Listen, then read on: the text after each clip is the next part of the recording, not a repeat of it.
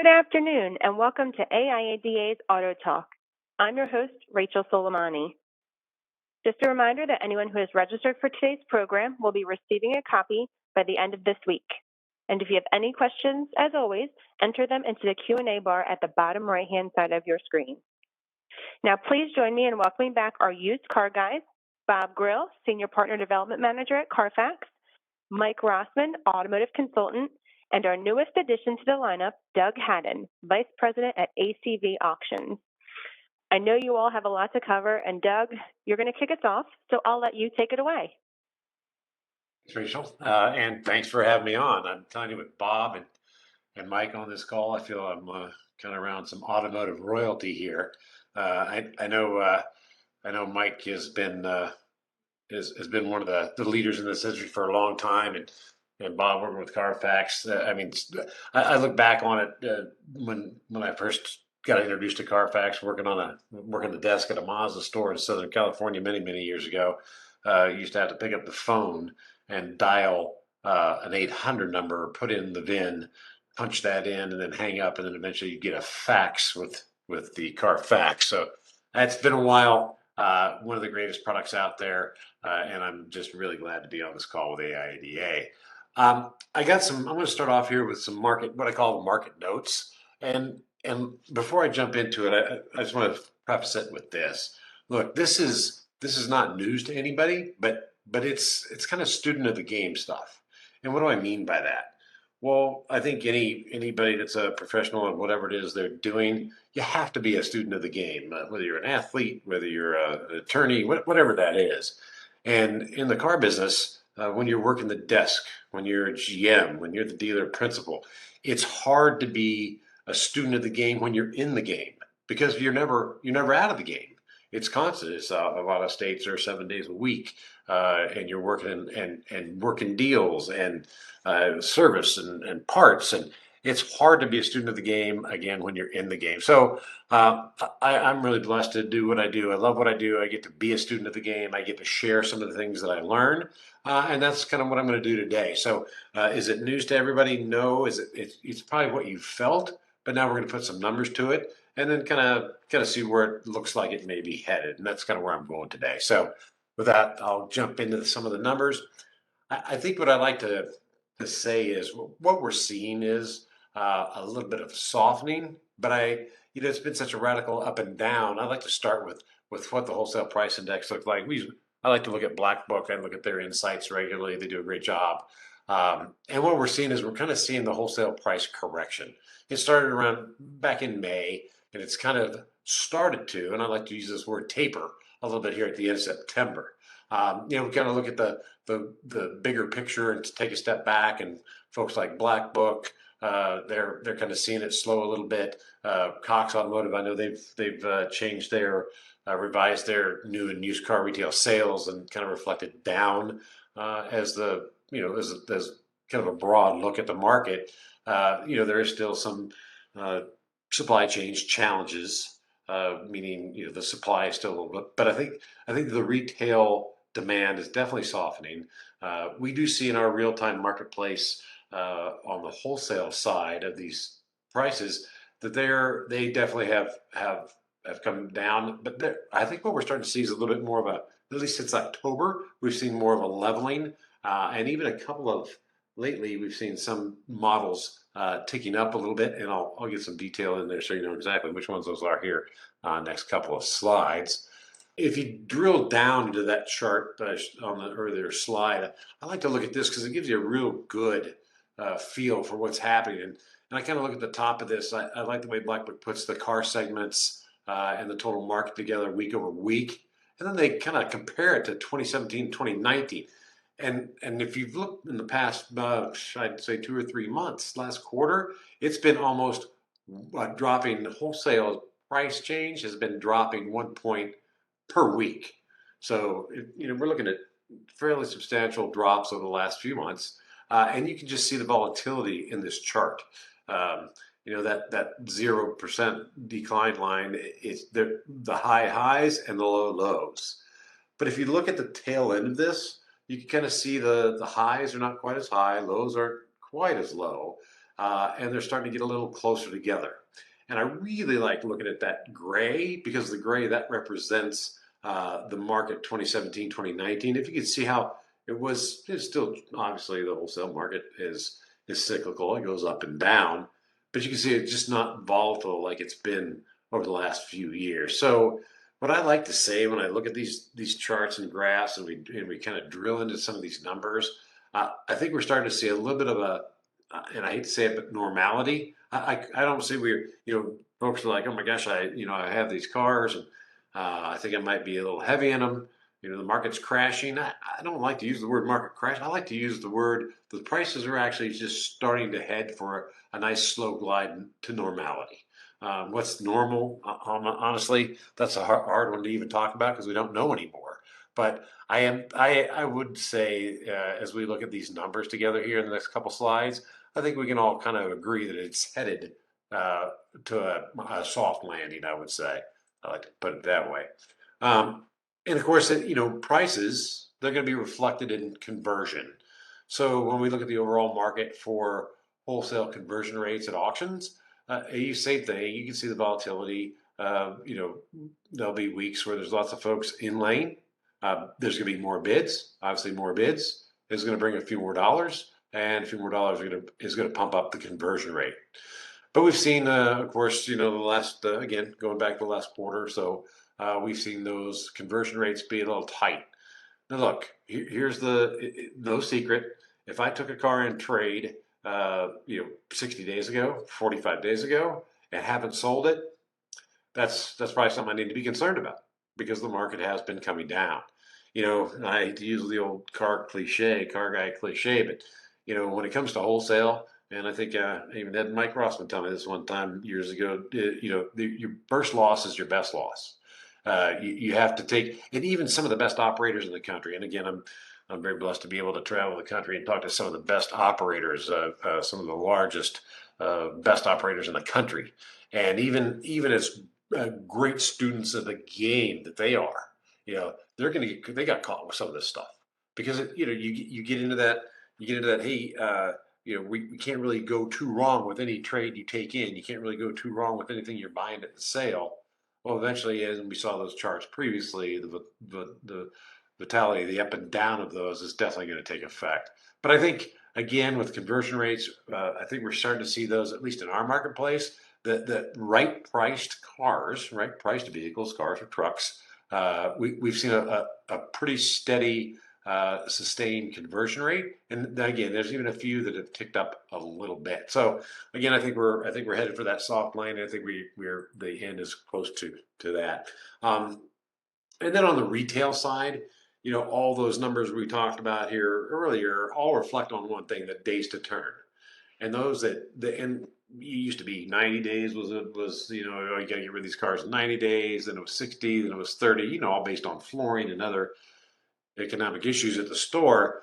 But really, over the years, when data has now come into play, and we look at the data every day, and the longer you keep a vehicle, the less money that vehicle is going to bring in a retail or wholesale scenario. Now, as I say that, roll the clock back a year or two. Well, when things got crazy, you could buy a car, let it sit for 60 days, and sell it for more money, wholesale or retail. I'm going to have to probably say those days are gone. Again, that slow glide path down to normality, I think we're headed there quickly. We have seen them tick up a few days. Black Book's reporting the average is about 41. I know there's still some fantastic operators that are out there that are shooting for 30 or less. But overall, that market at 41, I think is going to be. I think that's going to come back down a little bit more. But the consumer confidence index shows we still have some headwinds out there as folks, they're concerned about the economy, inflation, and things that are going on on the economic front. But I think we're going to stick around those days to turn to be the 40, 41. We're going to be very close.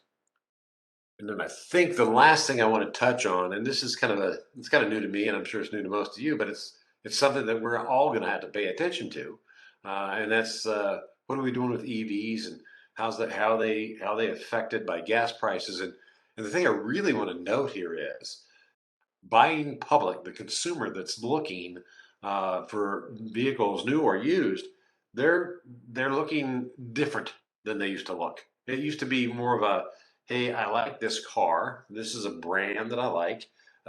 This is a style that I like.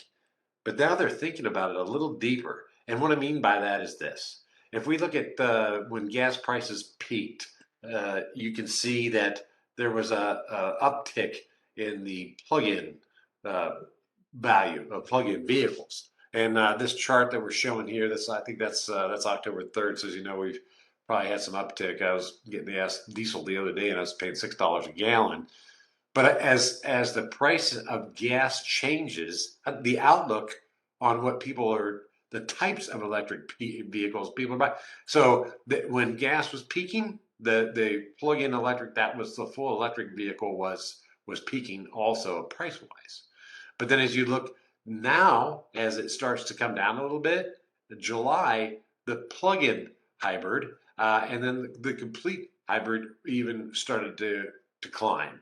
So kind of like hedging their bets. It's like, look, I know that gas prices are high, so I have a hybrid, and if gas prices come down, I still got a gas car. So I think those are some of the things to look at. It's not just a plug-in. It's not just a hybrid or a plug-in hybrid. I think those are the things we kind of look at when we're evaluating vehicles as trades, what that looks like versus the price of gas. I think there's a couple of new things that we're going to have to look at. I know there's been AutoTalk on the electric vehicles, and there'll probably be more.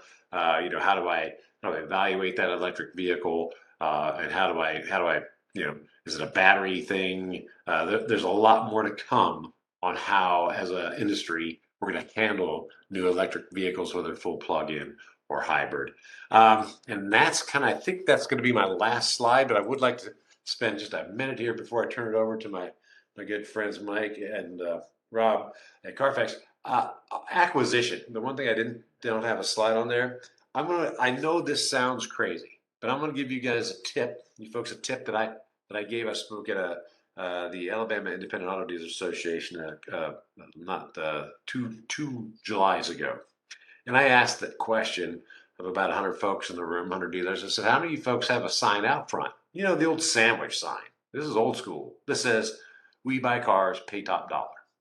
Very few people raise their hand. And I said, look, do yourself a favor. Go spend the $60, whatever it is. Spend 120, get two, put one in each side of your lot. And then that's all the sign says is, we buy cars, pay top dollar. Now, this past July, I visited and I got the privilege of speaking there again. And I said, how many people bought a sign? Well, just about everybody raised their hand. One guy said, my $60 sign gives me at least two vehicles that come in every week that I can appraise and typically buy. So I just want to leave you with that. It's sometimes we have to take a step back from the technology and the data and go, what can I do that's just really out of the box?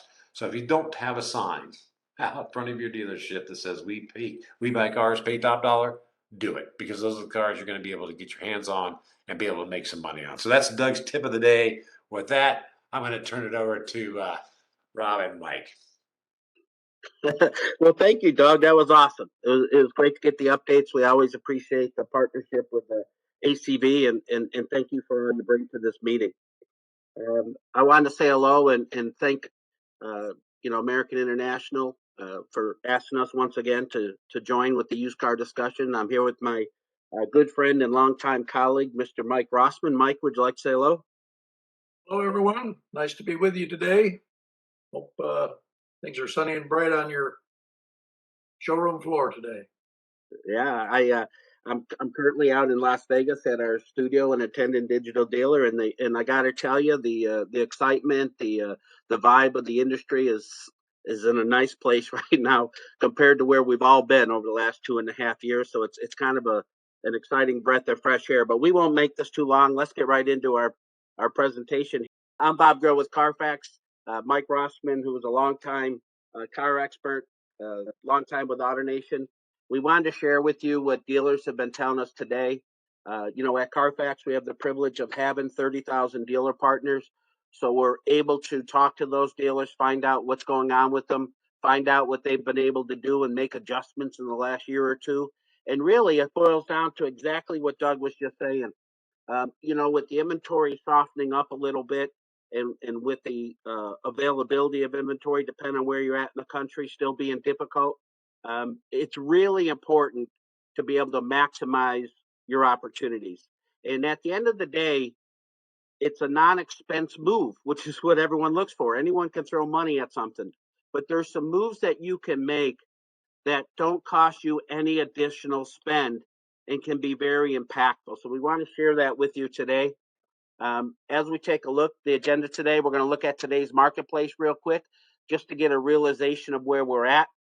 Then we're going to quickly move into the number one mistake dealers are making today when it comes to maximizing opportunities. We're going to share some examples with you, and then we're going to give you a real-time example of exactly how to maximize your opportunities.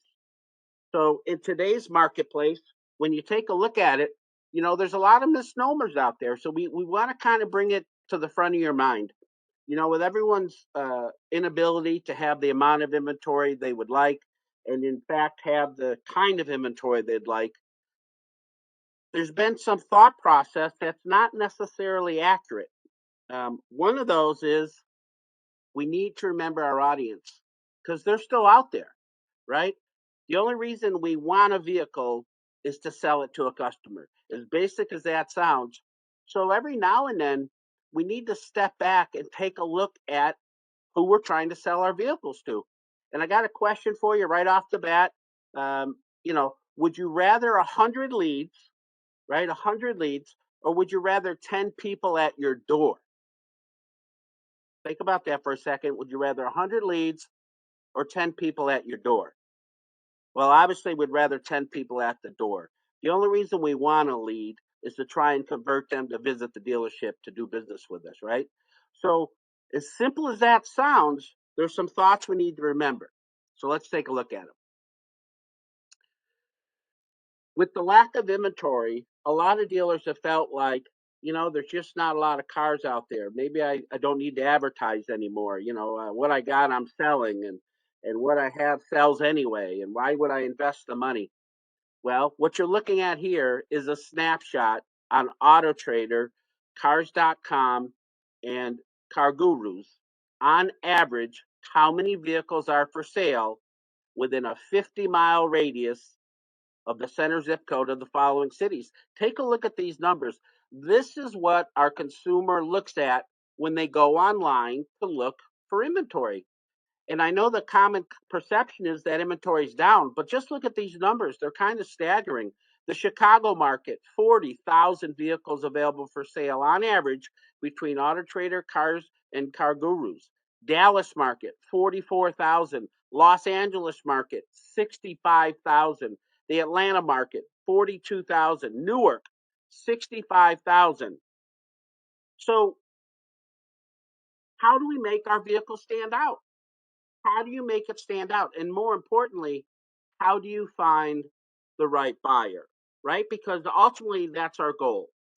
Finding the right buyer who understands the vehicle, understands why we have it priced the way we got it priced, and will buy that vehicle, right?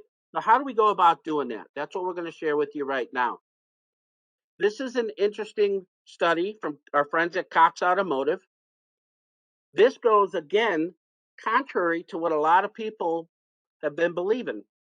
And this says that your first point of contact with the consumer over 54% of the time is at your front door. It's not an email. It's not a chat.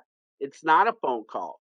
It's at your front door, which means your positioning online, how you have it listed online matters because you just simply don't get the opportunity unless they show up at your front door over half the time, right?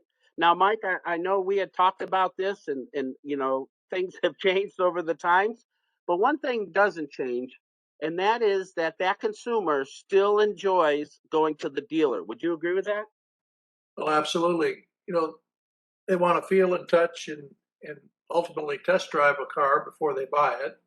That goes without saying. A few people have changed over the years, and they're willing to take a direct delivery from a source when the car arrives, and I guess they still have the opportunity to turn it down if it's not as described when it arrives at their location. But that's a little time consuming for them as well when they can just as easily go to a dealership. But that's all predicated on how they arrive at the inventory itself. I think a lot of people do start online and then convert to a walk-in at a dealership when there's a car that they perceive to be a good value. Yeah, that's 100% correct. As a matter of fact, there's been some more recent information put out, and I wanted to share that with our audience. You know, Hyundai just released a study that says 95% of their business transactions still take place at the dealership.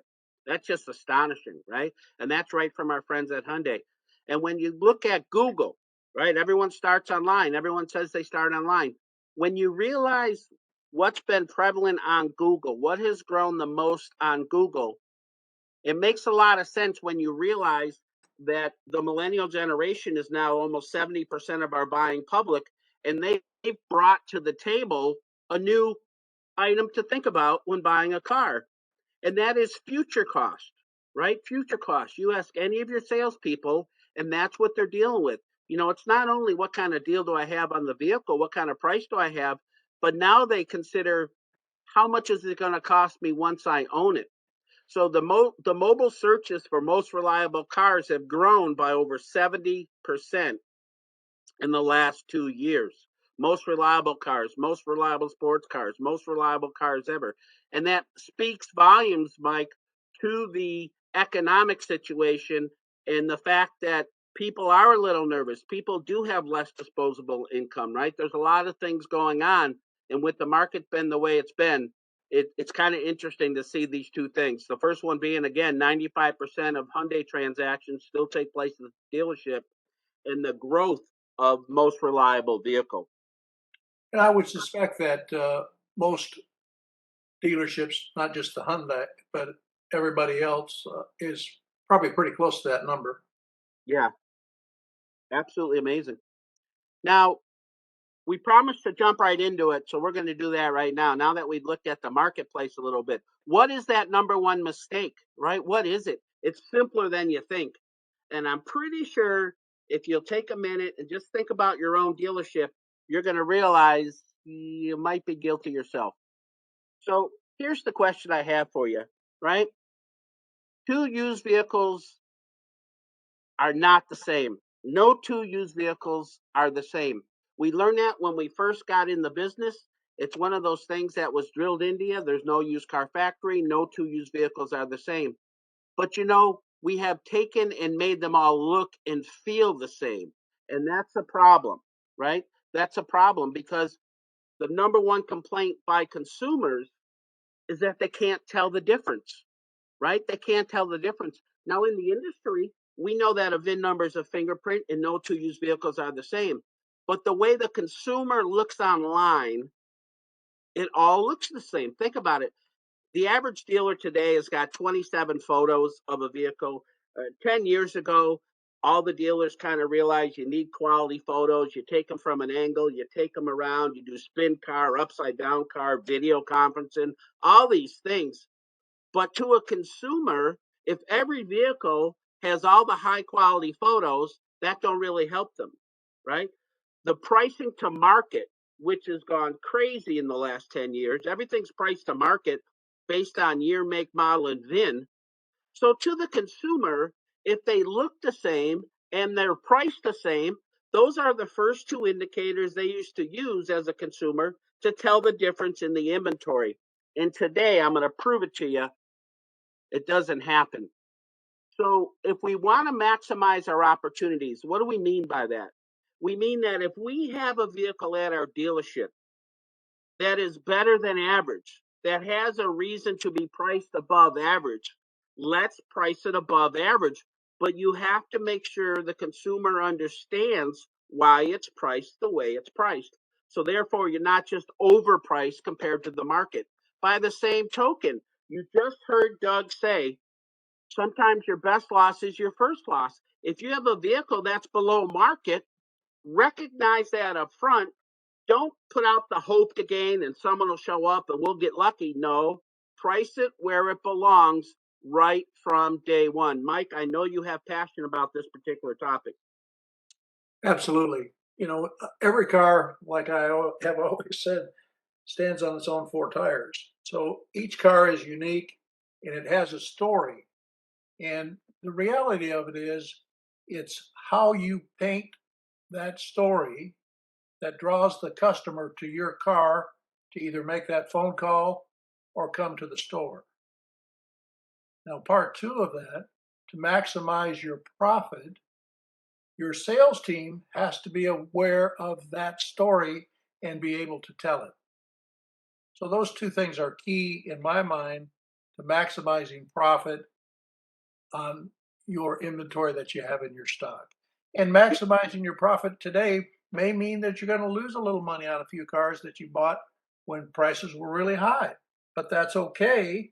The main thing is to turn it quickly as you possibly can, even if you're not making the kind of profit that you wanted to when you purchased the car. But we live through these stages in our automotive history. These things have come and gone in the past, and we've always been able to adjust, and I'm sure that we'll be able to adjust this time as well. Yep. And as you see the screen, you see the picture on the screen. This is what we're talking about. We showed you the data, 45, 55, 65,000 vehicles available within 50 miles. How do you make your car stand out in a sea of available inventory to the consumer? How do you make your vehicle the red car? How do you make it stand out so that a consumer finds your car? Here we go. This is from our friend Dale Pollock, right, at V Auto. Dale Pollock just put this out. You can see the date. It was in July, recognizing exactly what we're talking about, right? Everyone associates Dale Pollock with turn and burn and move them quickly and price in the market and turn them fast. Well, listen, things have changed. Things have changed. So now we know that if we have a vehicle that deserves more, let's ask for what it deserves. Will it cost you traffic? Yes, it will. Will it cost you VDPs? Yes, it will. But the right car does not take a lot of traffic and a lot of VDPs to sell. But you got to explain why it is what it is. So let's take a look. We know that each vehicle stands on its own. Each vehicle VIN number is like a fingerprint. Well, what makes that true is the unique history in a unique vehicle. Listen, there's a difference. A one owner is definitely worth more than a multiple owners compared to average. A non-accident car is worth more than an accident car based on average. A personally owned vehicle is worth more than a non-personally owned vehicle based on average. And a vehicle with service history is definitely worth more than a vehicle with an open recall. Use the information available to the car. Listen, you could have a multiple owner accident vehicle that's non-personable and has an open recall. That doesn't make it a bad car, but you have to describe it and price it accordingly so that your potential buyer understands what you have, right? Here's a live example. This was a screenshot, Auto Trader, taken in LA about 30 days ago. We're working with some of our friends in the Toyota market. And here is a vehicle, just typical Auto Trader screenshot, 5 vehicles, all priced about the same because they always end up being priced about the same with pricing to market. This is a $33,000, $34,000 vehicle. But when you look at the screenshot, you recognize there's only about a $1,200 swing on a $34,000 price point vehicle. So to the consumer, there's nothing about the pricing that's going to tell them the difference, right? When they go to the descriptions, everybody describes them the same now. It's all been populated description. How does that set your car apart? There's not a vehicle made today that doesn't have power windows, power locks, tilt, cruise, air conditioning. Why would you put that in your listing? Now, everyone on this call knows There was a big push for SEO optimization 10, 12 years ago, and they said, customers are looking for windows, locks, tilt, and cruise. And if you don't have that in your listing, you won't come up in search. Well, that's not true anymore. Every car has it. So even if you put it in there, you're not going to stand out. There's not a car made today that doesn't have those features. So again, we know no two used vehicles are the same, but we also know that consumers' number one complaint is they can't tell the difference. And how could they? They're priced the same and they're described the same. But when we pull back the covers, let's take that red vehicle in the middle, right? That red vehicle in the middle. It's priced $1,200 below the car on top, $499 above the car in the second slot, $2, and then $498. But when we look at them, this car absolutely stands out.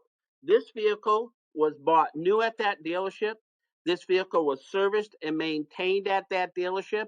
As a matter of fact, every single service record is provided by that same dealership. Without question, compared to the others, when you look at all the elements, this vehicle is worth about $2,500 more than they have it priced out at.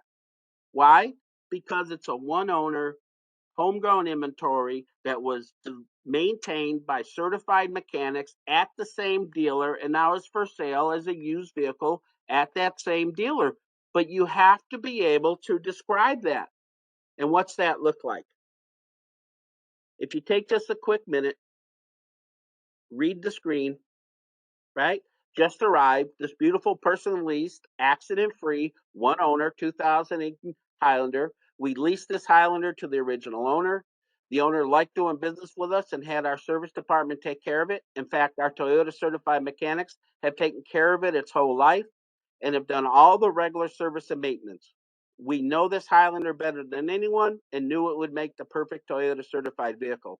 We put it through the Toyota 160-point certified inspection, and now it comes with a 12-month, 12,000-mile comprehensive and a 7-year, 100,000-mile powertrain warranty, along with 24-hour roadside assistance. So again, what are we doing here? We're setting our vehicle apart. We're having a conversation with the consumer. Consumers hate bullet points. Consumers hate being told what they already know 3 times on one VDP. If you use your listings to explain the equipment and then you have a list of the equipment down below, that's what you're doing. Now, it doesn't matter. That was a beautiful car with everything right. What about a stolen car with 2 accidents? It doesn't make a difference. You would still use a quality description describing that vehicle and what sets it apart. Will it cost you traffic? Yes. Lots of customers are going to look at it and say, I don't want a vehicle with 2 accidents. You don't want them on that vehicle. But there's only 2 kinds of customers. The second customer reads this description, says, you know what? I don't care about all that, and it's priced right. I'm going to go look at it. In fact, this was a live description that we did for our partners up in the Ohio area. So again, it doesn't matter the history elements of that vehicle. Use those history elements to set that vehicle apart, write a quality description, and find the right buyer for the car. Not tons of traffic that you got to weed through, your salesman got to take care of. Find the right buyer who reads the description, understands how you have it priced, and they show up. Again, you want 100 leads or 10 people at the door. And with that, Rachel, we'll turn it back over to you. Thanks, Bob. We did have one question come in, and Doug, I believe it was on one of your slides. I'll read it for you. It says, your slide on conversions, is this similar to cars running through auction and ultimately no selling? I've heard reports of no sale rates increasing significantly. Can you speak to that? Sure, absolutely. That's exactly correct. That's conversion rate. That's sell through basically at the auction. So how many cars came into the auction, how many went through the lanes, how many were actually purchased. So it has definitely been that struggle. I keep going back to it. First loss is best loss. But look, I've been there. I've stood on the block and I've said, okay, I've got X amount of money in these vehicles. It's really hard to take that loss.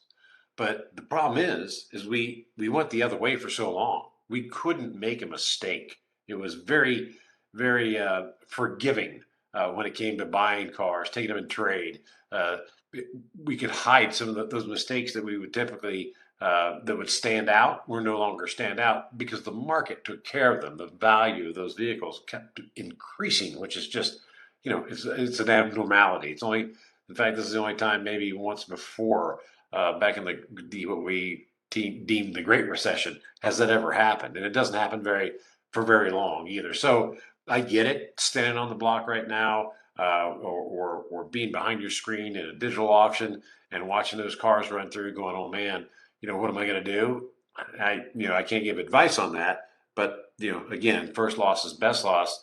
Take that conversion rate. You're gonna, if you have 2, 3 bidders, that's the market today on the vehicle. That's what you got to cut. You can't, if there's nobody bidding on your car, that's different. But if you have folks bidding on your car, you've got to cut those cars loose. The conversion rates, I think, that we're starting to see today, we do have folks out there that are buying. Mostly the independent dealers they're still looking for right priced vehicles.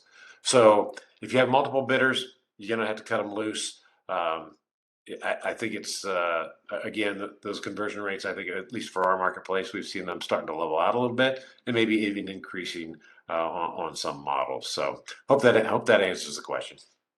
Rachel, I have one comment. This is Mike Rossman. Sure.